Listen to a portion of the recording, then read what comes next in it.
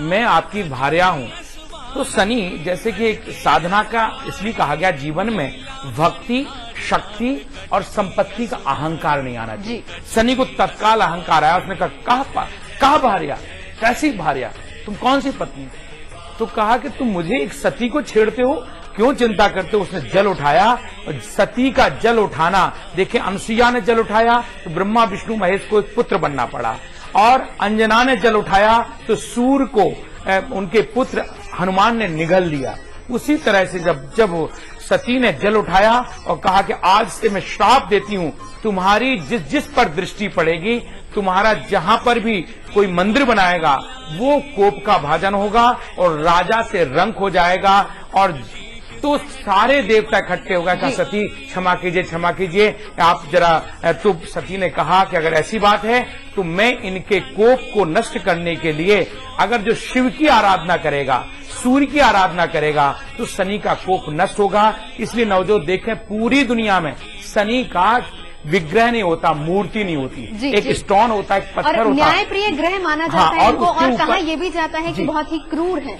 ये ऐसा वो अलग है, मैं पहले बता रहा हूं। तो इसलिए उसकी मूर्ति नहीं होती है और कहीं पर भी मंदिर नहीं होता है, उसके ऊपर कोई छत नहीं हो सकती है। ये शनि को सती का श्राप है। लेकिन ये 10 वर्ष से जितने मंदिर बन रहे हैं, जो हो रहा है, ये कुरीतियां हैं, जो कि शनि का एक शिला होती है। जैसे कोकिलावन में चले जाइए, शनि श्रृंखला का आप अभिषेक देख रहे हैं, वहां पर शिला है। शिला का अभिषेक होता है, मूर्ति का अभिषेक यानी विग्रह का अभिषेक नहीं होता है। और दूसरा आपने जो प्रश्न किया है कि अहंतु न्याय प्रिया नातु पूजा, शनि स्वयं करा। शाक्त तत्व संहिता के 18वें चैप्टर में शनि ने अपनी आत्मकथा में कहा, मैं तो न्याय प्रिय ग्रह हूं। अगर कोई नारी का आदर करता है, अपनी माँ का आदर करता है, अपनी पत्नी का आदर करता है, अपनी बहन का आदर करता है और गरीबों को सहयोग करता है, अस्पताल में जाकर के उनको दवाएं देता है, फल बांटता है, या कोई गरीब रास्ते से उसको, वृद्धों का आदर करता है, अपने माता पिता का आदर करता है, तो निश्चित है मैं उसको रंक से राजा बना देता हूं। लेकिन अनीति से चलता है, अत्याचार करता है, व्यभिचार करता है और अपने को अन्याय के रास्ते पे ले जाता है, तो उसको मैं मार मार के बिल्कुल जमीन पे गाड़ देता हूं। जी।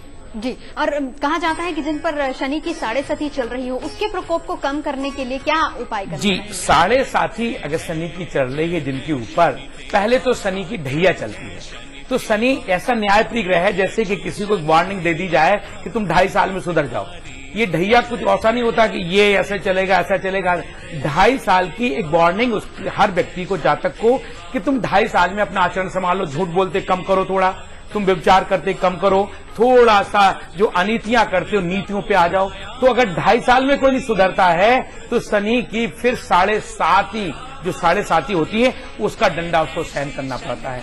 क्योंकि 19 साल की इसकी महादशा लोगों को बहुत दुखी कर देती है कि शनि की दृष्टि बहुत खराब होती है। तो ढैया जिनके ऊपर चलती है, जो ढैया के लोग अगर न्याय पर चलते हैं, गरीबों का आदर करते हैं, किसी गरीब का धन नहीं मारते हैं, किसी छोटे से, और आप मानो दान, ये सड़क पर तेल का दान होता है जो शनि का दान मांगते हैं, तो शनि उससे कभी प्रसन्न नहीं होता है। दान आपको देखना चाहिए कि दान किसको देना है। तो दान आप गरीब को दीजिए, का जहां जो नीडी है, किसी लड़की की शादी करा दीजिए, कहीं कोई अस्पताल में बीमार पड़ा हुआ उसको दवा के लिए पैसा दे दीजिए, फल दे दीजिए। तो निश्चित है शनि आप पर खुश होकर के आपको माला माल कर देता है।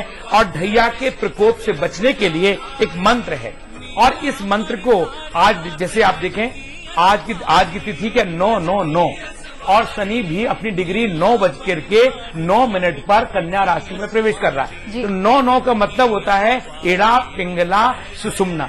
सुषुम्ना 3 नाड़ियां आपकी, और अगर ज्योमेट्रिकली जैसे टिग्नोमेट्रिकली आप ले जाएं तो sin square theta plus cos square theta equal to 1, और गणित से अगर ले जाएंगे तो उसी तरह से आज जो शनि कन्या राशि में जा रहा है, उन जातकों को चाहिए कि जिनका ढैया शुरू हो रहा है उनको ये मंत्र शुरू करें, ओम सम शनिश्चराय मम गृहे शांताय कुरु कुरु स्वाहा, ओम मम ओम शम शनिश्चराय मम गृहे शांताय कुरु कुरु स्वाहा।